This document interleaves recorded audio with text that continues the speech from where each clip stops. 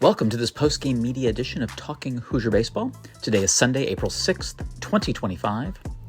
The Indiana Hoosier baseball team managed to collect 4 earned runs against Michigan State ace lefty Joseph Dzierwa, who had given up only 6 earned runs all season before this outing. Devin Taylor had 3 hits as part of the Hoosier effort to get the lead. Senior Gavin Seebold got the win with a 2 earned run, 5-inning start. Ryan Kraft held the lead in the 6th and the 7th innings before Jacob Vogel earned the save. The media met with Taylor, Kraft, and head coach Jeff Mercer following the contest. Coach, you kind of shook up the lineup a little bit, went with an alternating lefty-righty group, and even your lefties managed to hit him pretty well. Yeah. So what was your evaluation of how they did today? I thought offensively, outside of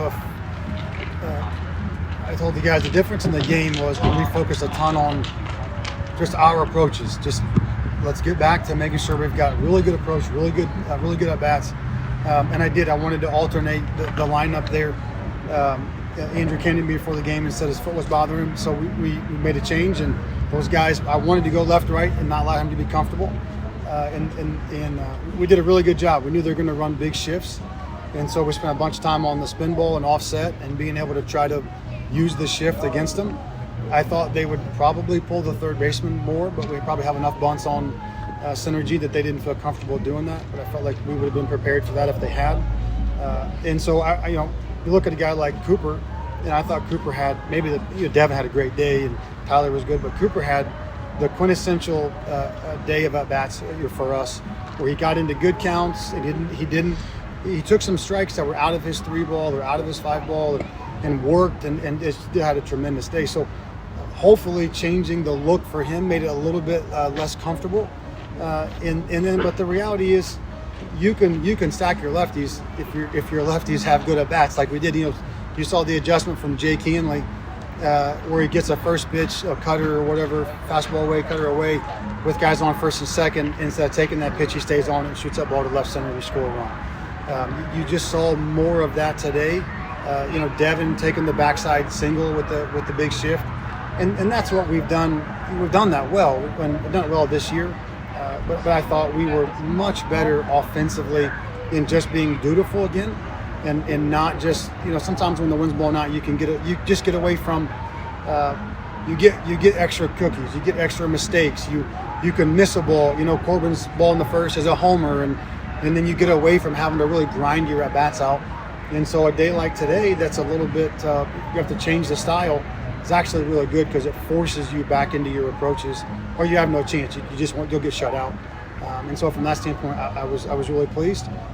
You can move the lineup, but it's the Indian, not the arrow, right? They got to go and do it. And I thought we did a much better job of that today. Coach, your pitching staff only gave up 3 earned runs against a pretty good core of Michigan State hitters. Yeah. Can you talk about what you liked out of that? Yeah, you look at.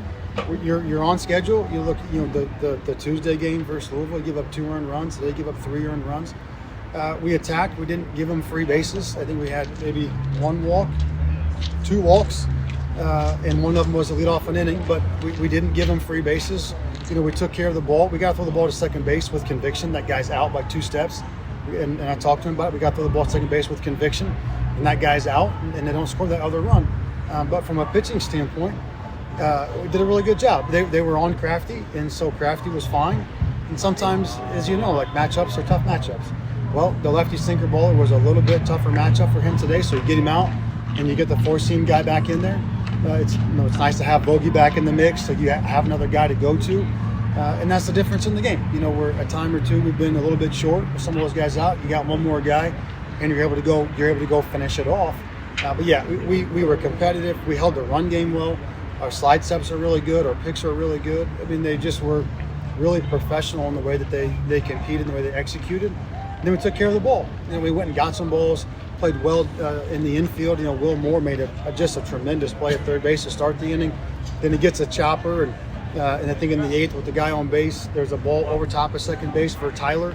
And sometimes the bag can kind of, just kind of gets in your way, and kept his feet moving and attacked it and threw the ball to first base well. So, we just did a good job defensively in the supporting cast of, a contact day where they put the ball in play. They have, good offense, and they foul fastballs off, but they don't swing and miss it off speed pitches, and so that's tough. And so that you just saw the way they extended at bats, and we just at times you could see a pitching staff get frustrated with that, and waste a few pitches, and I end up walking a guy. Right, you go from 1-2 to a walk, and you just kind of get in between. But we didn't do that. We just kept attacking and kept going, and forced the issue.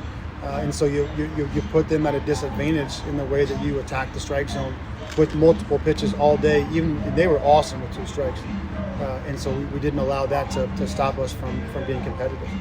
Feels like you haven't really had a normal weekend yet with weather. Kind of, how do you keep your guys locked in when you kind of get out of that routine a little bit? Yeah, I feel like I should have gone to school for meteorology, and then a minor in psychology. That would have been a more apt than sports management. You just got to try to tell them the truth. Like, it is what it is.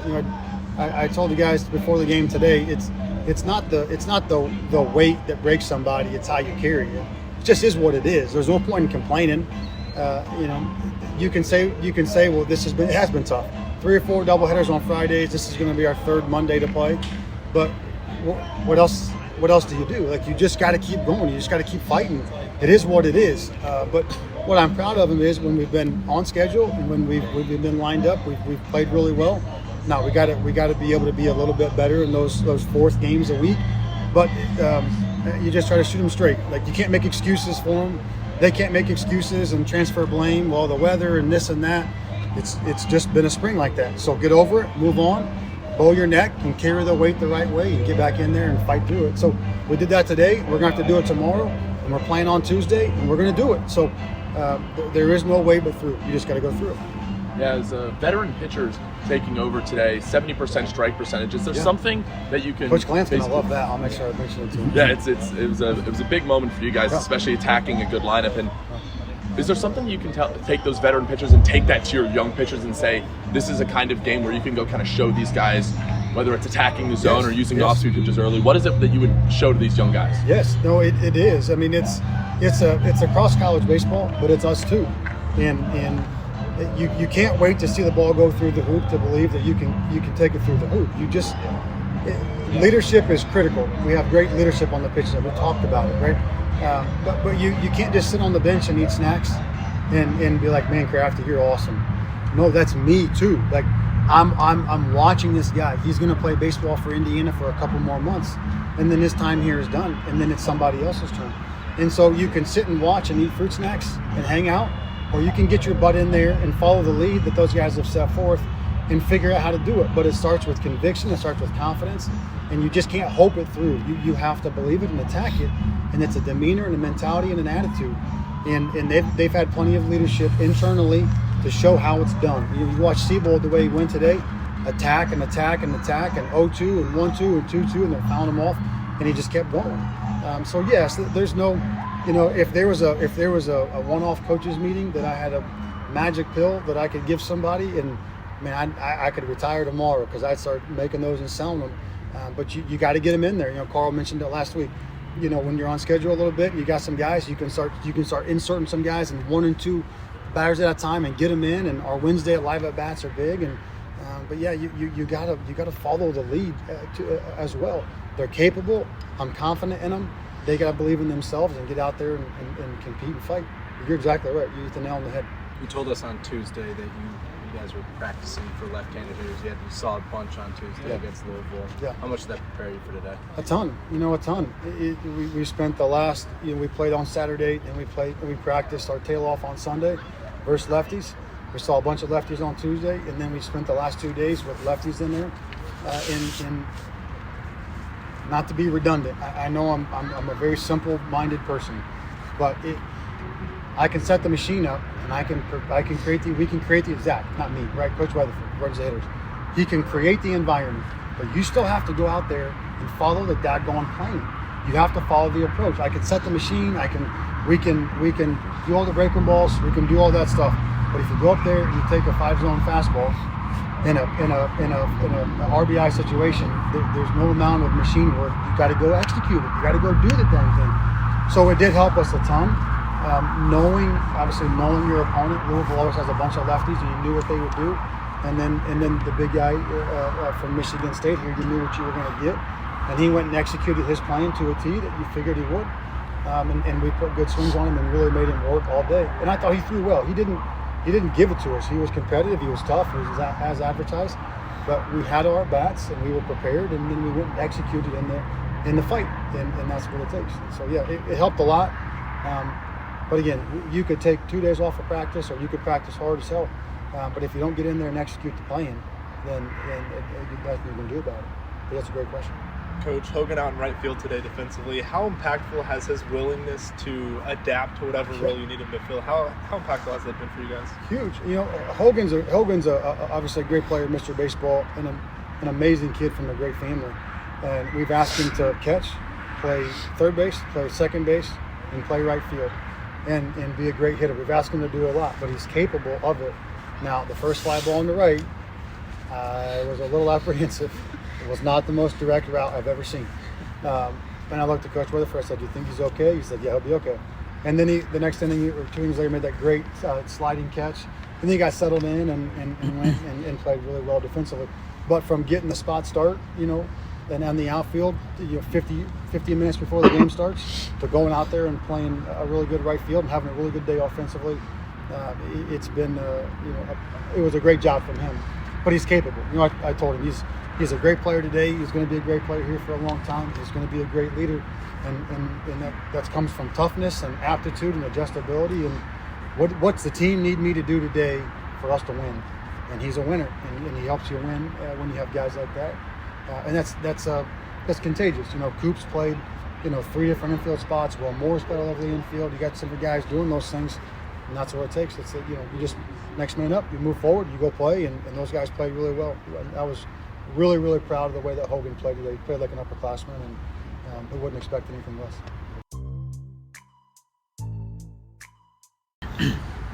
So Ryan, you guys obviously had multiple pitchers pitching today, quite successful. Just to kind of start off with, talk a little bit about what Gavin did and being able to follow up that performance that he had. No, Gavin did awesome. He filled the zone up. He kind of set the path for the rest of the bullpen. He was able to land multiple pitches for strikes. So he did really well. You talked before the season about the mindset of coming out and dominating on the mound. Where do you think you're at with your mindset right now? I feel like just getting ahead. I feel like that's all you got to think of is getting ahead, throw your stuff, get first pitch strikes, and then you're good. Devin, we heard a little bit from Coach Mercer about you guys using the shift against Michigan State. You got that big RBI just against the shift. So how do you guys feel you executed that game plan today? I mean, we just take what we're given, and obviously Dzierwa was throwing me on outside today, throwing all of us pitches that we could go the other way with. I mean, like he said, death by 1,000 paper cuts. And yeah, it's the plan. Yeah, and going into a matchup like this, you obviously have a ton of scouts in the stands watching a big pitcher versus a lot of great hitters with you and Corbin especially. What's that kind of like, knowing that matchup is coming, and how do you mentally prepare yourself for something like that? I mean, it's nothing new. It's another game, another day. We faced a lot of good pitchers this year, and it's the same thing. So nothing different, honestly. You guys think that the pitching machine going with lefties on Tuesday, seeing a lot of them help this today? The spin ball definitely helps.